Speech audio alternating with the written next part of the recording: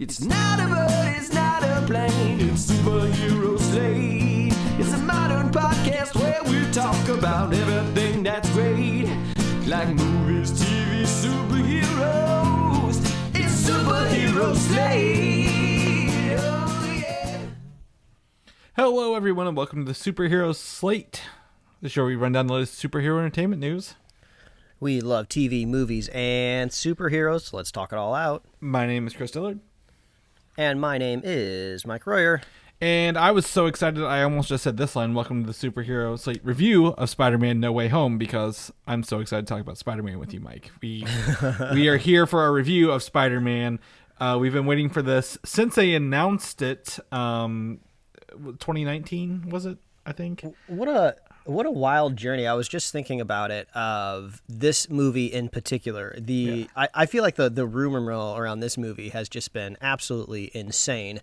So going into the film, it felt like anything and everything was possible, which was very interesting. And just at the top. And at the other regard, anything and everything was impossible as well.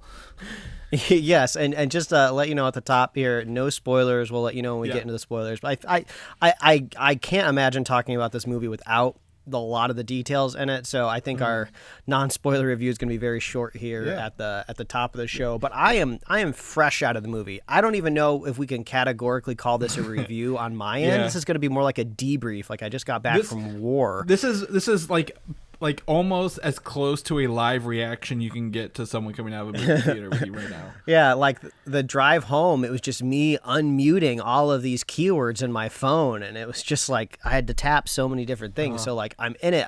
It was strange because when you try to forcefully remove yourself from it for the weekend, I almost thought like, is the movie doing well? I mean, I know I'm not hearing anything about it, but like I'm intentionally not doing that. And then, you know, once all the firewall was removed and I could see the box office numbers and everything, I'm like, okay, no, this was a big deal. I just did a really good job shielding myself until Sunday. Yes, you have done an amazing job. Anyone who else has shielded themselves is doing an amazing job. I'm just going to pat everyone on the back because congratulations, you made it. We've made it to Spider-Man. This is a very interesting review for us because number one, it's the last superhero movie of the year that we will be reviewing, and it's also the same day we're recording our last episode for the year. We haven't had a break in 2 years, so we're actually taking a break for Christmas because it happens to fall on a weekend this year. So I can't think of a better way to cap it off than actually going and seeing Spider-Man No Way Home. And then just to kind of cap that off with you, Mike, right now it's got $253,000 or $1 million domestically, which is the third highest opening ever. 334,000 internationally, bringing us up to 587 million worldwide in its opening weekend, which is over $500 million.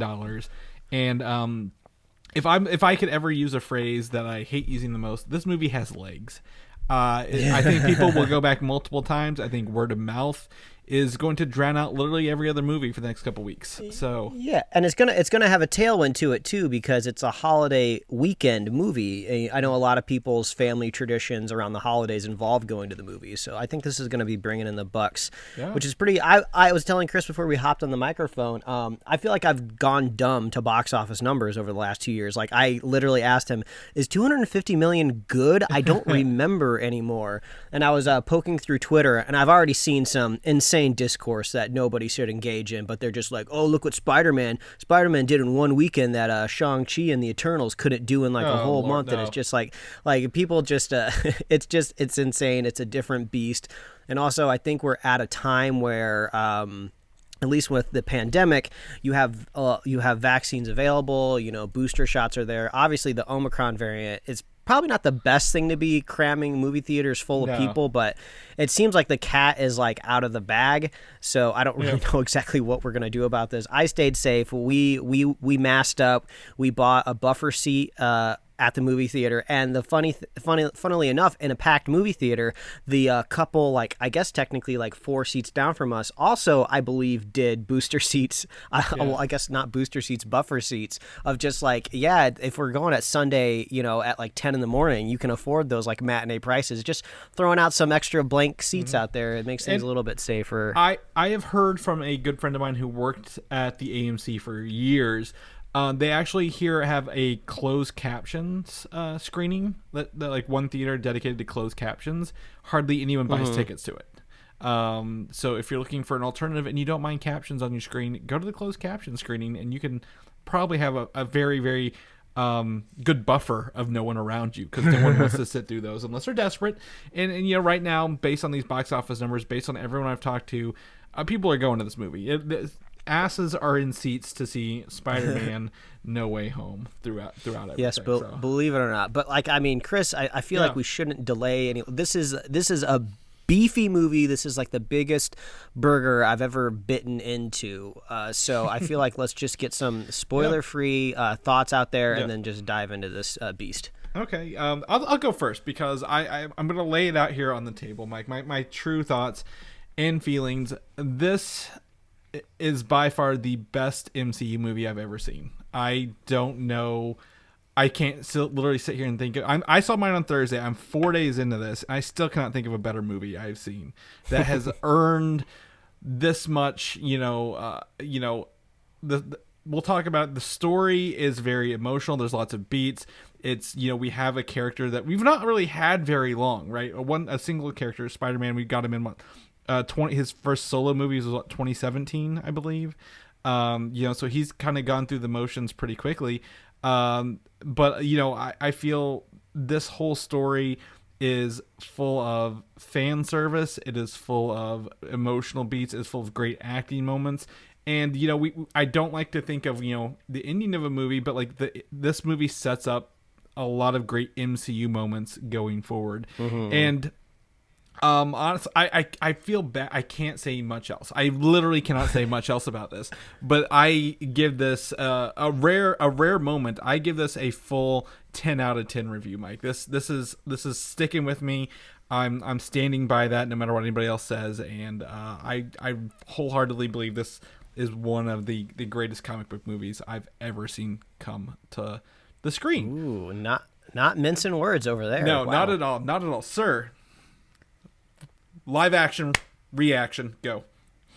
Wouldn't it be amazing right now if I just told you like I hated the movie and we had like the weirdest, most combative hour of our lives? Like, podcast is over. Podcast is over at that point. This movie was great. It's a thrill ride. This is just like a blockbuster of a film. So much going on. I feel like I'm still wrapping my head around it. So come to this spoiler cast and enjoy me trying to debrief from the experience. It was a great time. I feel like one of the more emotional, impactful MCU films that we've had in a while. There are stakes, and they seem to stick for the most part, which is really great. And I feel like I just kind of have to leave it there. It's a very easy to recommend this film, and it's like the effect and like power of Spider-Man, right? I have a friend who's kind of written off superhero movies at large, but even he like texted me the other day, and he was just like, I'm thinking about checking out this Spider-Man movie. So I just think the character itself transcends quite a bit. And if you're at least a millennial like we are and grew up with this franchise, there's a whole lot to pay off here. If I had to just like gut react to it, I don't know if it's my favorite MCU, but it's definitely up there. Like, this is top tier for sure. This is going to be on the market select price of the menu, right? Where if you have to ask, you can't afford it, right? But yeah, it's a great time, and what a great pitch to our audience to say, make sure you're subscribed. Come back next year, where I'm sure I'll still be digesting this film. So I'll leave it at that, Chris, and I think we got to jump into spoilers. Yeah. So going forward, this is spoilers. Now I'm going to go ahead and tell you this is spoilers for everything MCU ever. This includes TV shows, other movies, Spider-Man, so on and so forth, because I think there's a lot to like. Everything, I wouldn't say everything, a lot of things have led up to this moment to watch this movie. So from going forward, if you're not caught up, get caught up, come back to us and listen to this. Well, we got all the Spider-Man, Mike. They all were there. They successfully withheld that from all marketing up until the release, Yes. and I am proud of them. Yeah, that's only marketing though, because it was everywhere else. What Yeah. a joy it was for some people in my movie theater that just didn't understand what was happening. Like, I tried my best to vicariously live through them, but like, you know, we were lucky enough to get some like insider information that, you know, these Spider-Men were going to be in the movie a while ago. So here they are. There was lots of clapping. There was lots of cheering from the crowd. I have never, ever heard more moments of clapping and cheering in my movie theater than I ever have with this one. And mind you, I'm at the 3 p.m. on a Thursday showing, so like the people who are here literally have taken off work to be here, most likely. And these are those are the diehards. I think a lot of people in my theater, I was playing cleanup because there was one person in the row in front of me who his friend leaned over and he was like, man, you got to be watching all this other stuff. You are so far behind. So it was kind of a mixture of like maybe friends like getting all of their other friends back into the theater for the first time in a while. It was wild. I think the most impactful moment for me with all of the Spider-Man swinging around is when they finally were just like, all right, let's like team up. You've never been on a team before. I've been on a team before. Let's go one by one. And then they finally like dove off and they were swinging around in sync. And like that, I think that was like my like particular moment of just like, wow, like this is happening. That was that's exactly the same thing. And my wife had a conversation. I love it when they swing and they all land on that, like, it looks like a satellite dish or something, or it was the shield, right, where they all land together and you have that wide shot of all three of them standing there ready to fight the three bad guys.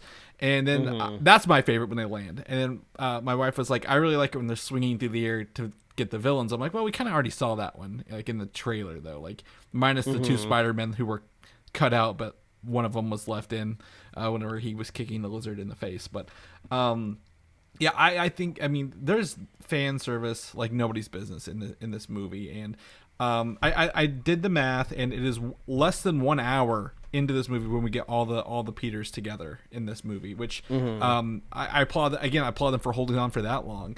But I think the true highlights, some of the highlights for me is Willem Dafoe coming back as the Green Goblin. We saw him in the trailers in the suit, but like he really wasn't in the suit very long, right? Like he kind of devolved, and he leaned into, like, he's literally playing Norman Osborn, the scientist, who is somewhat of a scientist himself, and the alter evil ego inside of them. And the one tension moment in this that kind of like resonates with me, similar to like the stoplight scene from the first one, right, with the Vulture, is whenever he's like, his spider sense is going off and he doesn't know why, and he's like walking through the building or the apartment trying to figure it out. And then, you know, that's when you find out the Green Goblin kind of turned and he gets everybody else to kind of go to his side. And you know what? That's an interesting thing to bring up. I feel like this is the first Spider-Man movie I've watched, or like superhero movie in general, where I've noticed some of like the technical sides of the filmmaking. Like there's another shot on the bridge when he first meets Otto, where they do this thing where they affix, I'm sure it's a virtual camera because like half of this movie is rendered in a computer, but they affix the camera to his specific arm, like Peter's arm when he's like shooting web. So we're just seeing it almost like first-person shooter style. And then they do something kind of similar when Peter is sleeping on Happy's couch and he's talking to MJ. They're like FaceTiming together. So there's like some creative like craft going on here, which I really appreciate because they're just trying to add a little bit more. And maybe that's what happens, right, when you're able to return to a franchise for the third time directing. So you're familiar with the character, the setting, the process of working within the MCU and the framework, and you can kind of, you can start flexing a little bit. Well, the funny thing, John Watts, we kind of like, when they announced this in 2019, right after, I think Far From Home had just come out, maybe, right? And we were like, is he right for Fantastic Four? Yeah, I think he's right for Fantastic Four. I think this movie kind of like solidified in the action scenes, the humor, the science, everything kind of together. So I'm like, he feels really, really good for that. Yeah.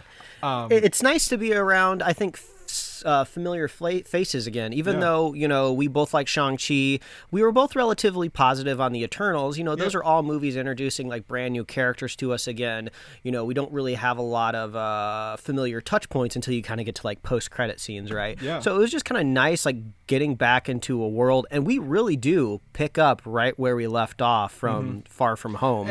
I feel like there's so much that's happened since that movie. Like you kind of have to like almost like just reorient yourself within the world, right? But at the same time, I felt like I feel like I just got out of No Way Home or Far From Home at the same time, because like we've watched we've watched the other ones, but I feel like they don't really progress the story as much. So let's go through this. I've got 2 complaints about this movie, Mike. Minor complaints. Like I have to nitpick, right? But one of them is literally the intro. Peter gets out of this legal trouble very easily. Like it's kind of like almost swept under the rug a little bit. I almost missed that because I wasn't expecting to see Matt Murdock. Well, I was gonna say, don't go down that road yet. Because I think. Well, but I think that moment encapsulates Peter kind of getting off scot-free. What was the reasoning? I don't even remember. I missed the line where it said he kind of got off on a technicality. I think it's because he's too young, and like technically he wasn't like really an heir to Stark or anything like it really was Tony Stark's fault because it's all his equipment, not Peter Parker kind of thing. But gotcha, they really swept it under the rug. Like that was like, here it is, and then under the rug kind of pretty quickly, if you will. But in that scene, one of the first crowd reaction moments my theater had was literally they waste no time. It's Charlie Cox as Matt Murdock as the lawyer, and who is effectively Daredevil because he catches that brick like nobody's business. Yeah. No, he's just a really good lawyer. He's a really good lawyer. Yeah. And that's gonna tie into something here. One of my notes, spoilers for Hawkeye. The fucking Vincent D'Onofrio is the Kingpin in Hawkeye, right? Like, like holy shit. So will the end of Hawkeye connect to this movie? Because they already referenced the Statue of Liberty. He's in New York at the same time at Christmas time when this movie's happening.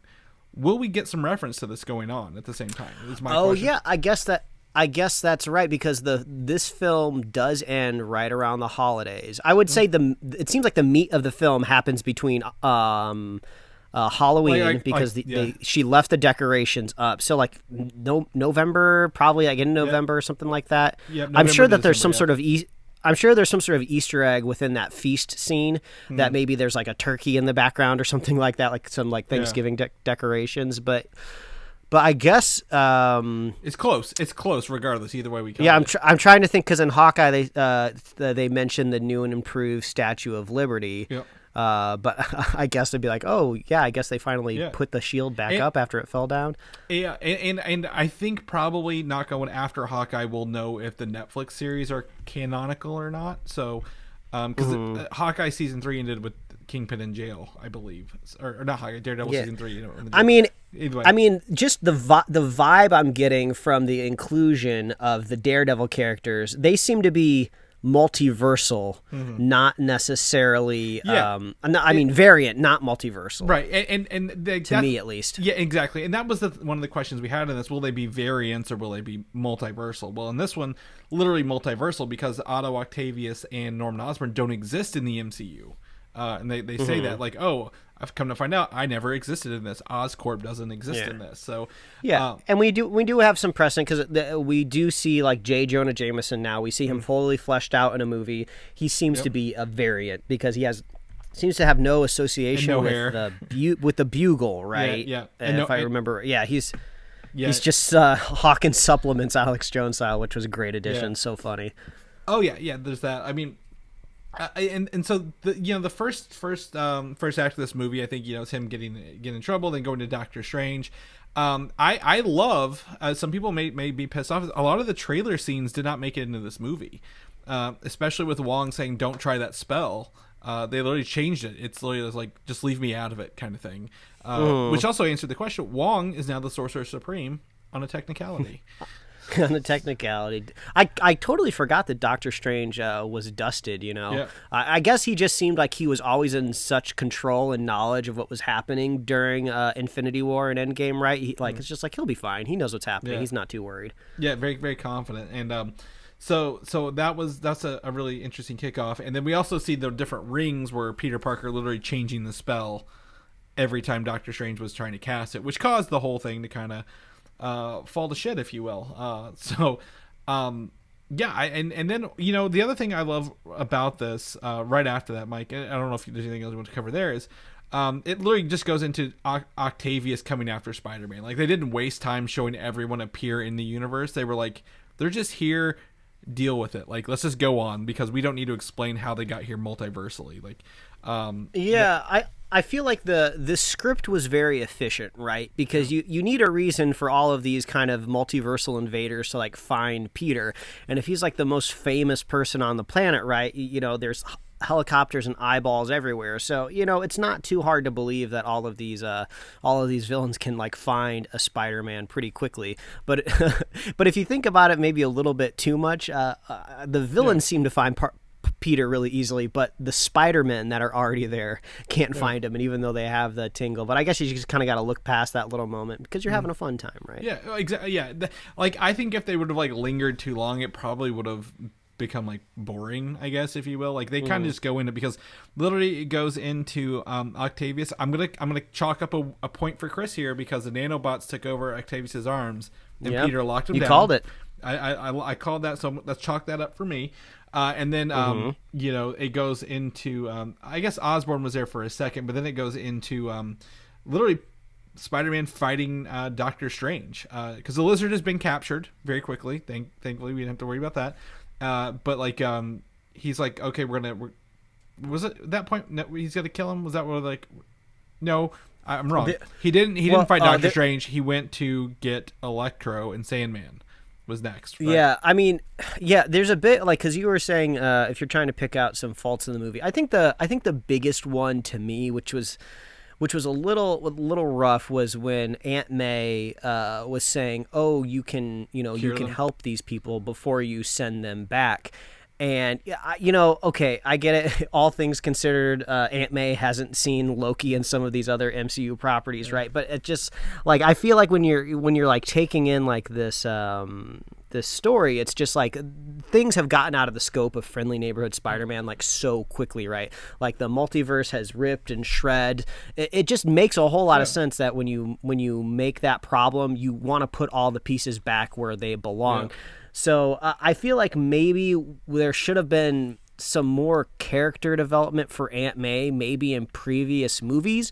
Like, I guess we saw her in the last film kind of doing some fundraising, right? But, I never really got the idea that she was kind of like this super, like, caring, thoughtful type. She just kind of seemed like a fun, groovy, like, aunt, that's like taking care of her nephew. So that seemed a little bit shoehorned in, but emotionally it came full circle. So I felt like it worked in the end when she finally got to say the phrase. That was impactful to me. That worked. I have no qualms with that. But I was just kind of like, Aunt May, don't be an idiot. These people need to go back to the universe. They are dangerous. Well, but I guess she's a bleeding heart is what she's are trying to say. We just don't really have a lot of examples of seeing that. Yeah, she's naive, and if you don't have again superpowers, you shouldn't be messing with super villains. Like that. That kind of, but like I enjoyed the flip. There is no Uncle Ben in this universe, and if there is, we'll see more about it. But like, Aunt May is the with great power comes great responsibility person in this movie, and shocking to me, she died. I didn't think they were gonna kill her. Yeah, I didn't think that was gonna happen either. I thought if they did, so I'm like, at one moment I'm like, okay, the bomb is gonna kill her, and then Peter knocks it. I'm like, okay, she's safe, everything's good. Gonna be a little bow on the end of this. No, they pulled that rug right out from under us, which is drives literally Act 3 of this movie, I feel. So I guess at the risk of bouncing around a little bit, but I mean, come on, it's a Superhero Slate podcast. That's what we do. We bounce around all the time. We're swinging around with Spider-Man related. Yeah, I felt like with the loss of Aunt May, it's really going to drive the franchise moving forward, right? When we see Peter at the end moving into the typical kind of grungy Spider-Man apartment in the city, Oh man, he makes his own suit, which is that's a big that's a big point for me as Spider-Man. Spider-Man's got to be able to do that. It just really felt like if Aunt May was still around, I don't think this would make the most sense, right? He wouldn't really need to move into the city. He wouldn't be doing all of these things, right? You know, you got to really put your character through like a really emotional turning point to really kind of change the course of his life. And they were doing a really good job of reminding us at the beginning of the film that Spider-Man he's still just a teenager, right? Even though he's a hero and he's done all these things, there's this he feels overwhelmingly compelled to like do the college thing, go to school with his best friends and his girlfriend, because like that's just what a kid at that age would want to do. He would want to be normal, even though he's like super powered, right? Like if he really wanted to, he could probably like hunt down like, you know, Nick Fury or somebody. He could just like track down like any sort of semblance of the, you know, the Avengers. He could, you know, he could set himself up like an official superhero path, right? He's got a direct line to Happy Hogan, who could get to, you know, Pepper Potts, who has Tony Stark's money to get him wherever he wants to go if he really wanted to, right? Like there's that option. But like I appreciate what I appreciate about this is like, you know, you mentioned, you know, he has to have someone die. Well, he literally saw Tony Stark die in his arms, right? His first mentor. So like he's gone through the ringer, and then to go through it again, you know, I think that puts him at a very, very low point in this. Like he starts off the movie as a hated kind of, you know, there's a conspiracy theorist. He's like, yeah, Mysterio was right, like, you know, kind of thing. And then to kill Aunt May pulls him out. Like it really puts Spider-Man in a vulnerable position to, you know, and we'll talk about the movie, become a murderer, someone who's, you know, not holding up to his values. And we'll talk about the ending closer to the end of this, but I think, you know, it leaves him in a really good spot. Everything, not just Aunt May being on him living on, so everything leaves him in a very interesting position where he can't rely on anybody but himself going forward at all. Like he has no crutch. So we'll talk about more of that later. Well, one of the I thought it was cool that you know, the Electro is the Electro from Amazing Spider-Man, and they were like able to be like, okay, in this universe the electricity is different, so you look different and you're yellow rather than blue. And I'm like, that's a great way to explain away that awful movie design and his effects. Sandman was cool. You know, getting Thomas Hayden Church. I think he just did voice for everything. The actual scene at the end where he was human was reused footage from Spider-Man 3. They just reversed it and like made it look like he was forming instead of falling apart. It's been a while since I've seen like a clean-shaven, undisheveled Willem Dafoe. Was Willem Dafoe like de-aged in this film? I don't know. I mean, I can't. Go ahead. It's just strange because like you kind of have to suspend like a little disbelief, right, with this crossover, because you have Alfred Molina, right, who is playing Octavius, and he's obviously older, but he says like, oh, I had Peter by the neck, and then all of a sudden I'm here, and it's like, well, you don't look anything like you did when I watched the Sam Raimi movie that you were in a while ago. Yeah. So you just kind of have to assume that like, okay, these actors have aged. There's nothing that we can really do about it. We could do a little bit of like makeup and technology, but just be happy that you're here and we can do all of this. That's kind of the vibe I was getting from the movie. They de-aged Molina quite a bit, but they also gave him a bigger turtleneck, I think, to hide a little bit of his age there. But I think Dafoe, again, I just saw, I literally just got done watching the French Dispatch. With Willem Dafoe, he was in there a couple scenes. He looks the same. I think they just left him. I think he's just forever that age looking kind of actor. So, but he goes right back into that smarmy Green Goblin. So oh easily. Man, that face! It's just, it works so well. It really took me back to the day when I was watching Spider-Man in theaters. It was wild watching him and Peter literally beat each other through floors in a fucking apartment building, like showing like how strong they were. Like, this is Goblin at his like peak with his strength, and you know, a little unhinged because he knows what's going on, kind of thing, and using it to his advantage, especially with the other villains. So it was crazy to see that, because it was just, he's just so one of the best comic book villains. I don't give Spider-Man 1 a lot of credit because, like, you know, it doesn't age very well, but as a villain, nailed it. Like, just nailed it throughout this as well. I really enjoyed the mirror dimension fight with Doctor Strange. I think that really was really fun visually, and made Peter use his math to kind of capture Doctor Strange for a little bit, keep him off the board while he tried to cure the villains quite a bit. Mm-hmm. For that, just kind of jumping through this, I think the next thing was, the literally the crowd reaction when Andrew Garfield came through the portal, and then again when he took his mask off.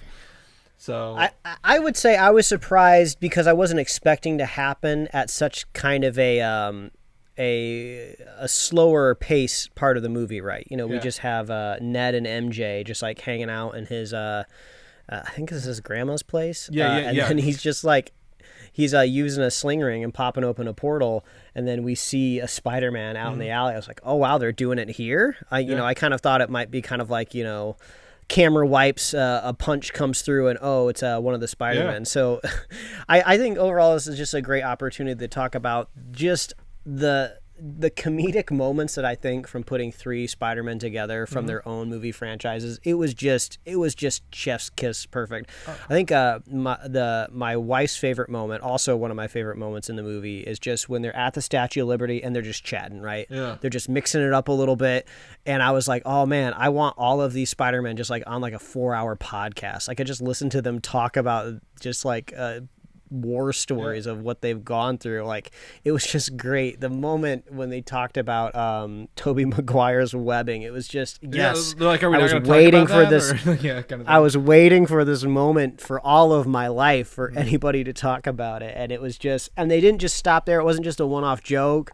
Andrew Garfield was just like, I gotta make this stuff. It's a hassle, and it's a lot of work. And we were just curious because if we could do it, it's like no, it's not weird. We're just jealous. And I was like, yes, this is what I want. Like, I now need to track down a Steelbook in the future, because if there's more deleted scenes of that, I need all of it in my veins. It was just great. Yeah, I really enjoyed it. It was very subtle in the lab when Ned's like Peter, and like they all kind of pointed at each other, and it's the three-way Spider-Man thing from the animated cartoon where he's like, it's the same lineup, and it was kind of, it's subtle, but like, we talk about fan service. All this fan service was just delivered to perfection, because we've grown up with all these Spider people, all of them, and it's been great, and to kind of see them and kind of come back to them, because they felt, I think the actors, surprisingly, especially Tobey Maguire, fell back into that persona of their own Peter Parker and that role very easily. Yeah. It had been so long since I had seen any Andrew Garfield Spider-Man. I kind of forgot he was like kind of like almost like this maniac. He's like really weird. And I suppose that's one take on Peter Parker. But when you put them all in a room together, you do kind of see the distinct differences there. And I love how like Andrew Garfield was just relegated to Peter 3. Yeah. And when they were making that decision, I heard somebody in a row in front of me is just like, yeah, that's why you're definitely Peter 3. And it was just really funny. It's just great. I think he delivered something like whenever he was like hanging from the ceiling, it's like, hey, my grandma asked if you can get that cobweb kind of thing, and he has to like spider walk across the ceiling to knock the cobweb down. Only Peter 3 would do that. Peter 2 wouldn't stoop to the level of getting a cobweb out of a corner. No. And then the Tobey Maguire thing was more of a subtle kind of thing when he came through, and I was very, very impressed with like the restraint they used with that, because I think it could have been kind of tacky to bring some of them back in I mean, ways. Aren't you just like devilishly curious on what their lives have been like since we've left the movie theaters with them? Like, it seems like Toby has gone through so much in his world. He seems like he's really trying to pick up the pieces of like a broken life, like the Jake Johnson version of Spider-Man from Into the Spider-Verse. He said he said he was back with MJ. So I mean, I think he's kind of come back a little bit now. Andrew Garfield's. I don't care about. I don't want Spider-Man 3 and Spider-Man 4 from these characters. Believe me, but I wouldn't mind some one shots. That like kind of like, hey, here's the life of these characters. After they went back. If Sony needs to launch a streaming service, I suppose that's one way they could do it. Yeah, and honestly, my guess is there's probably B-roll footage. Like they were probably like when they faded it back to their universe, they were probably going to show us something for that. So. Yeah, honestly, I really love all the Spider-Man together. Like in the lab, on the Statue of Liberty, they each kind of had their own villain to kind of go after as well, which was really cool. One of the villains I really don't like was Sandman. I feel like he was like, I want to get home to my daughter, and then he just kind of throws that out the window. He's like, we're trying to get you home to your daughter, and he's like, I don't care. Blah. I'm like, you really are kind of useless here. You're just a big Sandman. Yeah. Also, I think one of the problems with the villain itself, it's not as compelling as you would hope it would be on screen, right? Like he's just like this big sandy creature, and you're just kind of like, would you just get out of the way? Like Spider-Man can't really do anything he can't punch you, he can't do any like creative webbing. The best thing he can do to you, and probably like any comic book you've ever been in, is like he's got to like bust a water vein on you or something like that, or he's got to like chemically freeze you or something. So it's just like, just get out of the way. I want to see him fight a lizard or something. And I thought he would be like, very, very I thought he'd be sympathetic he was sympathetic to Peter at the start, but then his like turn was really kind of jarring, despite the fact he had a lot of reason to go back. Doc Ock, I really enjoyed seeing him. When he showed up at the end, and I was like, he's a good guy. His little arms are white, and he rips the Stark reactor off of Electro. Was really fun. The other thing was the human version of the Lizard was actually reused footage from Amazing Spider-Man. It felt like something was going. It felt like something was going on there, because I was like, they're not really getting really tight. They're getting either really tight or far away. We're not really seeing much of that beyond the green mist. Yeah, there's that. But I loved his exchange at the beginning of the movie. He was just like he was just like, oh yeah, I can solve any problem with lizards. Yeah. Everybody needs to be lizards. You're like, oh, you want a new get up? It's like, you gonna turn me into a lizard? He's like, yeah. Which is just great, because I felt like he wasn't really. Obviously, he was the villain, so he's not going to be a comedic force in the film that he debuted in, but it's great to kind of take him down a peg or two in this movie, right? Yeah, and he, also, everyone's like, oh my god, he talks, because he looked like hissed and growled for most of the start of the movie. Yeah. And then, he's literally an English accent the whole time he's doing it. For that, I will, at the end, Doctor Strange tries to do the spell breaks. Universe cracks open. We see some little white silhouettes of other Spider-Man villains. You notice that? I saw the Rhino. Yeah, I saw Kraven. I don't know if you saw anybody else. All. That's all I saw. Yeah, Kraven was the first one. At first, I didn't clock what it was, but then after the scene had shifted, I was like, wait a minute. I think there was like there seemed to be. It almost looked like M'Baku, but then I was like, well, it wouldn't be M'Baku, but like, oh, that makes sense. It could be something Kraven adjacent. And then there was kind of more of a classic Rhino look for sure. So yeah. So I mean, there's that. I think what it's going to come down to is all these people are coming to the universe. They stopped them, sent them back. There's two things here. One is the first end credit scene. I'm going to talk about this. One of the other people who came through, we saw at the end of Venom 2, was literally Eddie Brock and Venom, right? So they're at a bar getting drunk with a Ted Lasso star.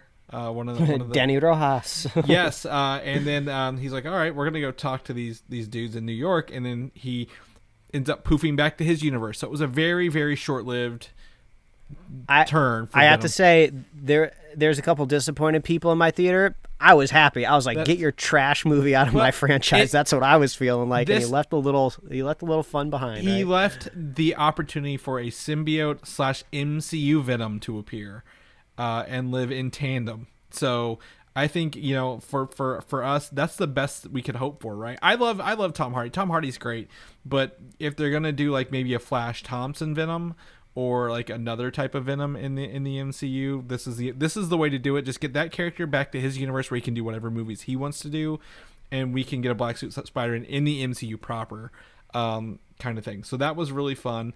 And then one of the tragic things of this whole movie is Peter has to make everybody in the world, even Doctor Strange, forget he's Spider-Man.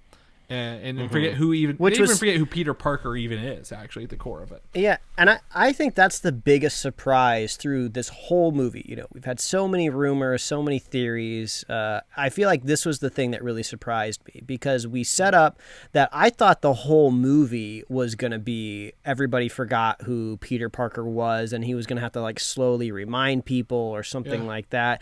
And then once they kind of squashed that idea and they found another way around it, I was like, okay, you know, this is why Doctor Strange had to go to all the machinations of sealing the spell, because it's like so damaging.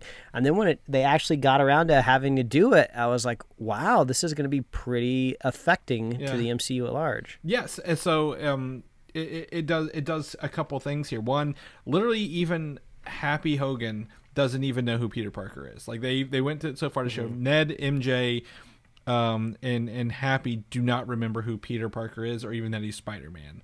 So he's literally starting over in the city, thank God, living by himself, doing his own thing, and creating his own blue and red Spider-Man suit for this. He's finally like a pure Spider-Man, right? Yeah. You know, whether you love it or hate it, even though it's led to fun moments, like Peter has always been able to rely on this Stark technology in his suits. And I feel like, you know, we're having a fun time with Spider-Man. It's a good thing I've had other incarnations of Spider-Man, but like my Spider-Man is just in like a Lycra suit, relying on his superpowers. You know, he's not really using all of this like deep AI technology, but now he feels like, I don't know if his suits, were they like damaged beyond repair in the fight? Does he just feel like emotionally he needs to move on and start over as a new Spider-Man? I'm not sure, but I'm happy to see it. Yeah. I'm happy to see him in a new suit, for sure. It looks like he made it himself. He learned how to sew. And it's not just a normal suit. Like, it's like shiny blue, like classic Spider-Man. Like, this is original Spider-Man. Blue and red, not black and red. Not that there's anything wrong with the black and reds, but, you know, he literally has nothing else to rely on. He's out of high school. He is now living on his own. He has to get a job, probably being a photographer or doing something for the Daily Bugle, I'm going to assume, going forward. He has a police scanner on his phone, and he's going out swinging through the city, Mike. What we've craved for forever. He's actually going to be in the city going forward, looks like. Yeah, just when I thought we were done with Spider-Man origin movies, they just said, just kidding, we're going to make a Spider-Man origin trilogy. Because that's what it felt like. I was like, those sons of bitches, they just back-ended me into a Spider-Man, into a new Spider-Man trilogy right here. And it feels like we are set up to have a lot of fun. We are in a crazy situation, though, where the stakes have been so high for Peter his entire like career as Spider-Man. Like, how do we, you know, how do you pivot the movie to like a lower scale now, right? He's fought aliens in space. He's been on other planets. He's been in other dimensions, right? He's seen his other like copycats from like other universes. Like, I mean, the great thing is with the MCU in general is when you can inject some kind of humor and levity into your story, you can kind of like take the wind out of some of like this insanity, which is probably what we'll see in the next Spider-Man movie. There'll probably be like a one-off joke of just like, I've been through a lot. I'm just kind of looking to have maybe a normal life now or something like that. And they'll be like, who are you? Kind of thing. So yeah, I agree. Like, it's going to be street level going forward. At least the next one. Maybe not forever, but yeah. I feel like if I had to pitch maybe like the next chapter of like Tom Holland as like Spider-Man, it seems like this is a great time to maybe bring like Gwen Stacy, or who's his other love interest? Is it Felicia Hardy? Felicia Hardy's right? Black Cat. They could do a Black Cat stuff if they wanted to. Yeah. I feel like, you know, it makes sense for him to find like a new love interest. I don't know if there's an elegant way to do this, but it seems like maybe the connections he's had with some people in his life were maybe too strong to just kind of wave away with magic. I wouldn't be surprised if maybe like MJ maybe looks at Peter in the next kind of like movie and like she feels like there's a little something extra there, maybe with Ned. It seems like Spider-Man has some sort of like magical, not immunity, but there's that part in the movie where Doctor Strange like pushes him out of his body, but then Peter swims back into it and he's still able to control Spider-Man's arm. So I was like, something's going on there, right? You know, what are we trying to say? So yeah, I feel like maybe the spell could be maybe a little fungible in a way. But I could see a little bit of drama there of him falling in love with two women at the same time. It definitely could be that. Ned also has the affinity for magic, and Doctor Strange made note of that. So I think, you know, he could do a spell that like accidentally brings back his like. There's easy ways to kind of wipe this away for a couple characters if they wanted to at the end of the day. But like, you know, and I mean, like Doctor Strange is about to have his own crazy adventure, which maybe could possibly undo some things. Right? Yeah. So I think the next one's gonna go street level. I think, you know, there's an opportunity here. You've played the PS4 Spider-Man games. There's some ground levels, right? I think Rhino's never really been done right. I don't know how he'd work. But you know, there's Rhino. Hammerhead is a character. Maybe like they go to the street gang level if they wanted to. It could tie Daredevil into it a little bit more if they really needed to. Even though Daredevil won't remember who he is after this movie. Yeah, I think there's opportunities for them to just have some fun and tell classic stories that don't require the world/universe to always be ending at its fingertips, kind of thing. So, yeah, I'm interested to see that. Now, I want to take one step back, Mike, to the multiple Spider-Man. Guess what? I called it. Andrew Garfield saved MJ from hitting the ground. You are right. That got an applause in my theater. That got a great one of mine as well, because you know, that was his thing. He could never say so. So, Superfan Jim on Twitter bet me. He's like, if Andrew Garfield catches MJ, I will go and buy a Superhero Slate shirt. And when he got out of it, within I think 24 hours, I bought my shirt. So I was like, yes. All right, go me. And then the last thing I'm gonna chalk up. This is 3 wins for me. My spider sense was tingling in this movie, Mike. That was a full Doctor Strange trailer at the end of this goddamn movie, and I did not. I thought I was completely wrong when I predicted that, but I was very pleasantly surprised to see a Doctor Strange trailer which has like 5 Doctor Stranges in it. Like Benedict Cumberbatch is pulling multiple role duty in that movie. It looks like. It was an interesting. It doesn't feel like a trailer that necessarily is going to be released like tomorrow on Monday, right? It seemed a little rough because it was like a mixture of like extended scenes with a little bit of clips. So like I feel like a Doctor Strange. Yeah. Yeah, it feels like a Doctor Strange trailer is on the horizon, right? Because, I mean, so many people, as we said at the top of this, are going to see Spider-Man. This trailer is kind of already out of the bag, so you might as well kind of put out the official polished one for us out on YouTube so we can watch it already. I guess, this is a whole, like, another, like, news breakdown segment of let's talk about the new Doctor Strange trailer, right? Yeah. I think the thing that I'm still trying to figure out was we did kind of see, like, an evil Doctor Strange there featured very briefly. Are we to assume this is the same evil Doctor Strange from What If? It seems like it's a different version because it doesn't. Yeah. Well, he has different facial hair, because I went back and kind of was like looking at that one. I'm like, it's very different. Like he's got like, it looks like gray lines on the top of his head and a big goatee, like a very thorough, like a metal band goatee rather than a doctor kind of goatee.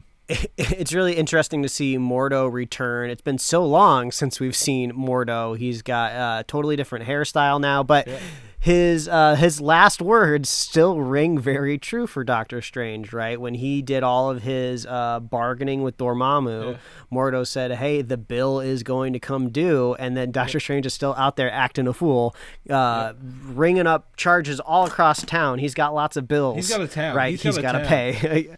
Exactly. And like, I mean, Mordo seems about right. I think the sentiment of the trailer was like, we're here because of you, because of his, his arrogance. That's one thing that has been very consistent with his character, that he's pretty arrogant. Yep, we saw a brief clip of America Chavez and her star-shaped portals she's jumping through. We saw the tentacled eyeball thing is Gargantos, not Shumagorath, is what it looked like. So where's that? There's 3 Doctor Strange. There's another Doctor Strange. I don't know if you saw this in his red garb. No, I did not clock all these. I just clocked that one that had a brief speaking moment. Yep, there's another one of that. And then also the biggest thing, Scarlet Witch is in here, and it doesn't look like she's the villain. He's like, I need your help, kind of thing, right? So like she's going to actually be on his side kind of helping out. But there's a scene where she's wearing her Scarlet Witch kind of garb, kind of thing. So There's a lot going on in this show. Like, it was a lot of flashy scenes. So I'm excited to kind of see what it looks like whenever we can get a breakdown. And plus we're digesting it right after watching this movie. So like I could not figure out and what the hell was going on. This is crazy. This is one of the few movies where, like, we got to the end credit scene and I'm like, the movie was way more compelling than the end credit scenes for me. Even though we got a trailer for the next movie, or at least an extended look at the next movie. So I'm like, this is Spider-Man has really knocked it out of the park this time around. The writers, the directors, everybody involved. Even the credits had like, this big kiss ass thing to Avi Arad. I don't know if you saw that. We're like, thanks to Avi Arad, who's like, I thought I kind of rolled my eyes at that one. It almost feels like he walked into the editing booth and he's just like, you put this thank you note to me in this movie because I made all this happen. He didn't walk in the editing booth. I guarantee you, he was the only reason they could get Spider-Man 1 and 2 in this. Like, they probably had to go to him like, hey, look, you're the producer of these movies. Can we use them? He's like, well, only if you credit me solely as the person who made these movies, kind of thing happen. Is my guess is like how the thing came together. But I'm thrilled how well this turned out, despite all the storylines, all the other films, all the 20 years of movie tied into one. Like, and that's why it's above Endgame for me. I think we'd be the first to say that, we are wrong. I think you can find the first Superhero Slate episode where we talked about this news, this rumor that all of the other Spider-Men were going to be in this movie. And I think we're both just like, why? Yeah. But also, like, there's not a whole lot of trust in Sony, right? I mean, when it comes to these Spider-Man movies, right, you're getting a genuine Marvel movie, right? And Sony's just kind of the purse string and the distributor. So you don't have to worry too much. But I mean, come on, there was a Morbius trailer in front of this, and I'm rolling my eyes the whole time going, what the hell's going on here? So it's just like, I don't know who to trust when these announcements are made. So luckily, this was not the with association in front of the Marvel logo at the beginning of this, which really helped out a lot. Yeah. But this could have gone really, really wrong. But luckily, I mean, like, it had a lot going for it, with its creative team, right? This is very much the same team that made the previous two, and the previous two Spider-Man movies have been great. So I'm glad that we were wrong. But I think also, if you subscribe and listen to the podcast, we warmed up to the idea kind of pretty quickly once we started to get an idea of how it was shaping up. But they threaded a needle here pretty well. Yes, it easily could have gone in any other direction. Thankfully for that. And I had a really good time. I'm gonna go back again. This week I'm going to look at maybe I've got some half days at work, so go during the day when less people are likely to be there. I'm kind of pushing it. I had an old boss of mine actually worked with him 10 years ago last summer, so over 10.5 years. Text me today, and he's like, I just saw the Eternals and I liked it. I'm like, have you seen Spider-Man? He's like, no. I'm like, well, you need to go see that right away because I think you'll like it a lot more than that one. So I'm just blown away by how good this movie is, how much they were able to do, and how unoffended at the end of the day we are. And if you look at all three Spider-Man movies, they've come a long way in a very, very short time to deliver us these. And I'm just happy, Mike. I'm ecstatic we got this, and it feels as old as we are, that connection we have to Spider-Man 1, 2, 3, and then the middling amazing Spider-Man. Yeah. Yeah, it kind of gives you like those Endgame vibes, right? It kind of feels weird to say like, oh, Endgame is my favorite MCU movie of all time. It's just like there's amazing moments in Endgame that really paid off. But like, I feel like when you're watching a movie that is so heavily reliant on so many other films, like past franchises, like you're having a great time watching it, but also at the same time, it's just like, I don't think I could just sit down and casually watch this at any given time. There's just so much buildup. There's like so much payoff to it, right?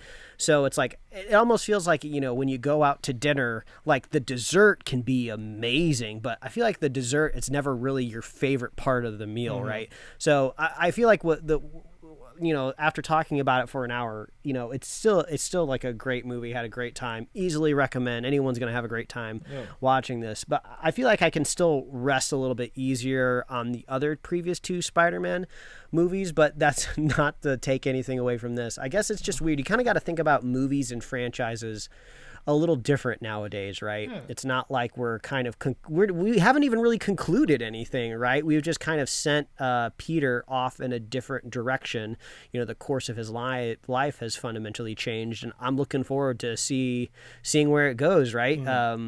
We can kind of I'm curious what the future of the MCU is like now, right? You know, after that Doctor Strange trailer, it's the multiverse of madness. It would be kind of weird if he doesn't solve the problems, right, in his movie, right? So I kind of thought maybe the multiverse was going to be kind of like this big kind of issue for the MCU, but I mean, maybe Kang is. I don't know. It's kind of nice being in this zone. It's just like I don't know what's next. What's going on here? The vagueness is beautiful for that, and you know, I think if the multiverse cracked with Spider-Man and caused other implications, I'd probably fault it. But like, I'm glad it stayed contained. Like, this is Spider-Man and Spider-Man's problems. We're not gonna crack open, you know, the universe is coming in, because that's Doctor Strange problem. He's got the ability to fix that. Spider-Man can't fix these. He can only try to fix the villains, and then, you know, they all end up creating cures for them, if you will. But like, you know, I'm glad this was just his problems, his villains. And you know, even though we say these other Spider-Man people were in this, and you know, you've probably got to watch the other ones. I don't think you have to. I think the way they introduce them, the way they talk about this, it is very, very nice. But at the same time, with Marvel, you know, if it's not connected, people are up in arms. If it is connected, you know, people say you got to watch them. I think this strikes a nice balance, because thankfully I don't have to watch Thor. I don't have to watch Captain America as much. You know, Black Widow doesn't tie to this one. So there's a smaller string of items, and Spider-Man has just been so universal that you know, I think everyone will at least recognize, hey, that's a Spider-Man from when I was younger, or you know, that I grew up with, kind of thing.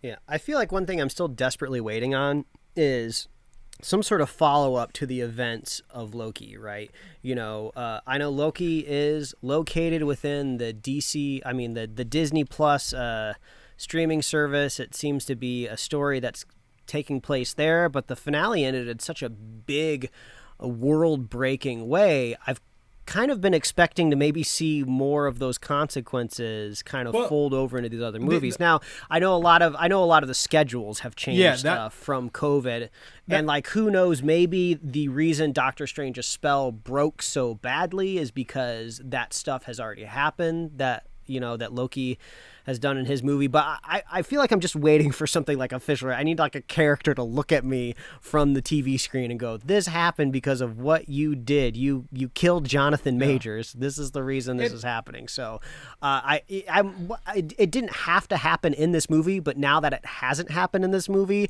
like, Feige, you got to give me something, right? Well, you left me on such a huge cliffhanger with Loki. I need to see the follow-up.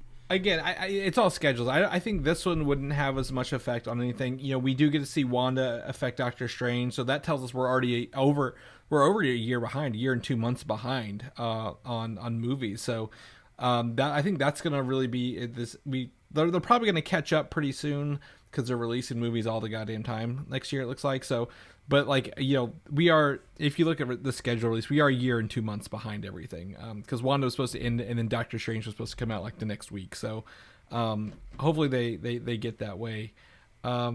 Pretty good. So yeah, I don't know. Is there anything else we want to say about this? I feel like it was really, really good.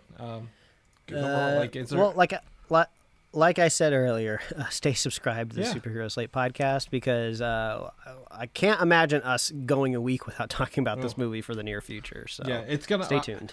I see in 2 weeks when we come back, I want to see what the numbers were. Like, you know, how much legs does this have? Because Kingsman and Matrix are both rated R. I just checked while we were recording, and so I don't think they will take a bite out of Spider-Man's crime, if you will. So we'll keep a look on that. So Mike, people will know what you're up to, what you're doing. Where can they find you at?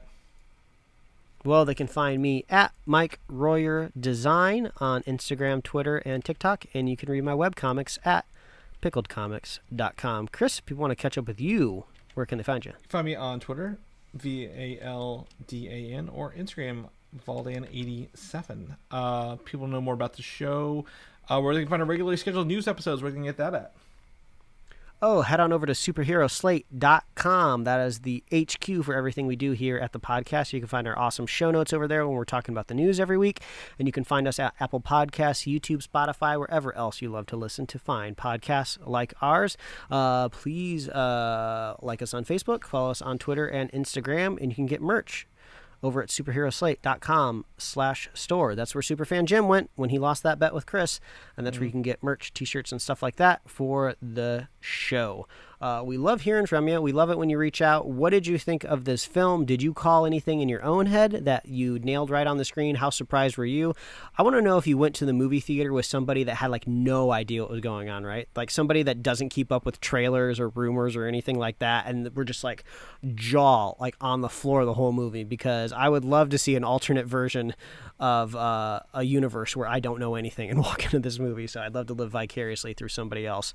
And if you want to be a super fan of this show, all you got to do is share the show with a friend, share the show with a buddy. We will be here every week, folks. Happy holidays. We'll see you next year. Bye. Thanks for listening, and don't forget to subscribe.